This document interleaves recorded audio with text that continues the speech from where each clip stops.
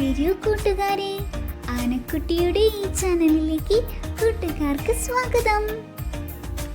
വീടും പറമ്പും ഗോപന്റെ ഷെയറാ. അമ്മ അങ്ങനെ ആരുടെയും പ്രത്യേക ഷെയറിലല്ലോ. സമകാലിക കേരളത്തിൽ കുടുംബഘടനകളിലും ജീവിത രീതികളിലും വന്നു ചേർന്നിട്ടുള്ള മാറ്റങ്ങളുടെ പ്രതിഫലനമാണ് തിരക്കഥയിൽ ദൃശ്യമാകുന്നത്. പ്രതികരണങ്ങൾ സംഘമായി ചർച്ച ചെയ്ത് അവതരിപ്പിക്കുക, അവതരണത്തിലെ ആശയങ്ങൾ ക്രോഡീകരിച്ച് ഉപന്യാസം തയ്യാറാക്കുമല്ലോ.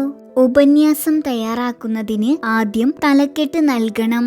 കേരളത്തിലെ മാറുന്ന കുടുംബഘടനയും ജീവിത രീതിയും. കേരളീയ കുടുംബ ജീവിതത്തിൽ കഴിഞ്ഞ ഏതാനും ദശകങ്ങളിലായി വലിയൊരു പരിവർത്തനം നടന്നുകൊണ്ടിരിക്കുകയാണ്. പൊതുസ്വത്ത് എന്ന സങ്കല്പത്തിൽ നിന്നും വ്യക്തിഗത ഓഹരി എന്ന ബോധത്തിലേക്കുള്ള മാറ്റം കുടുംബാംഗങ്ങൾ തമ്മിലുള്ള സാമ്പത്തിക ബന്ധങ്ങളെ പുനർനിർവചിച്ചിട്ടുണ്ട്. സമകാലിക കേരളത്തിലെ കുടുംബഘടനയിലും സ്വത്തവകാശ സങ്കല്പങ്ങളിലും വന്നുകൊണ്ടിരിക്കുന്ന വലിയ മാറ്റങ്ങളെ വ്യക്തമായി ഒപ്പിയെടുത്ത് പി പത്മരാജൻ സംവിധാനം ചെയ്ത സിനിമയാണ് തിങ്കളാഴ്ച നല്ല ദിവസം. ഈ സിനിമയിൽ കുടുംബസ്വത്തിൽ വീടും സ്ഥലവും ഭാഗം കിട്ടിയ ഇളയ മകനായ ഗോപൻ ആ സ്ഥലം വിറ്റ് ബാംഗ്ലൂർ എന്ന നഗരത്തിൽ ഫ്ലാറ്റ് വാങ്ങുന്നതിനെ കുറിച്ച് കുടുംബത്തിലെ മറ്റുള്ളവരുമായി സംസാരിക്കുന്നു. കൂടാതെ തന്റെ മരണം വരെ ആ വീട്ടിൽ ജീവിക്കണമെന്ന അവരുടെ അമ്മയുടെ ആഗ്രഹത്തിന് തീരെ വില കൽപ്പിക്കുന്നുമില്ല. ഇത് സമകാലിക കേരളത്തിലെ നേർക്കാഴ്ചയാണ് ചിത്രീകരിക്കുന്നത്.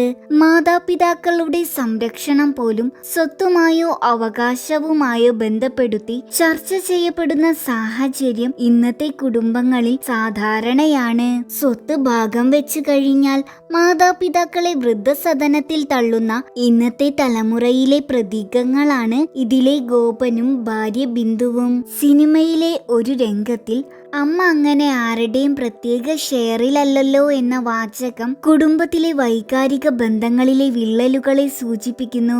മാതാപിതാക്കളെ ഒരു കുടുംബത്തിലെ അവിഭാജ്യ ഘടകമായി കാണുന്നതിനേക്കാൾ അവർക്ക് ആരുടെ സ്വത്തവകാശത്തിലാണ് കൂടുതൽ അവകാശമുള്ളത്, അല്ലെങ്കിൽ ആര് അവരെ സംരക്ഷിക്കണം എന്നതൊരു ബാധ്യതയായി മാറുന്ന പ്രവണത ഇവിടെയുണ്ട്. കൂട്ടുകുടുംബ വ്യവസ്ഥയിൽ നിന്ന് അണുകുടുംബങ്ങളിലേക്കുള്ള മാറ്റം വ്യക്തികളുടെ സ്വകാര്യതയെ വർദ്ധിപ്പിച്ചുവെങ്കിലും കുടുംബ ബന്ധങ്ങളിലെ ഊഷ്മളതയെയും പരസ്പര സഹകരണത്തെയും അത് ബാധിച്ചിട്ടുണ്ട്. കേരളത്തിൽ മക്കൾക്ക് നൽകുന്ന വിഹിതത്തിൽ ലിംഗഭേദമില്ലാതെ നിയമപരമായ അവകാശങ്ങൾ ഉറപ്പാക്കാൻ രക്ഷിതാക്കൾ ശ്രദ്ധിക്കുന്നുണ്ട്.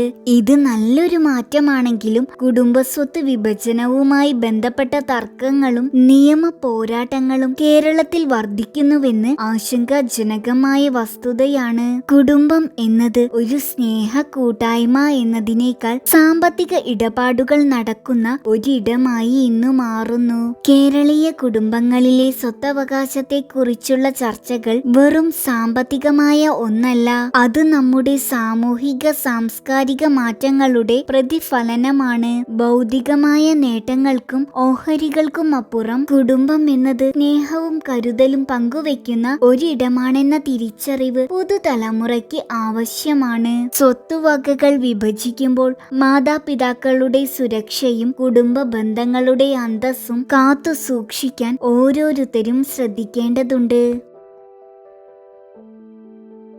ആനക്കുട്ടിയുടെ ഈ ചാനൽ കൂട്ടുകാർക്ക് ഇഷ്ടമായെങ്കിൽ ലൈക്ക് ചെയ്യൂ, ഷെയർ ചെയ്യൂ, സബ്സ്ക്രൈബ് ചെയ്യൂ. ബെല്ലൈക്കൺ ക്ലിക്ക് ചെയ്യാൻ മറക്കല്ലേ. ഇനി നമുക്ക് അടുത്ത വീഡിയോയിൽ കാണാം.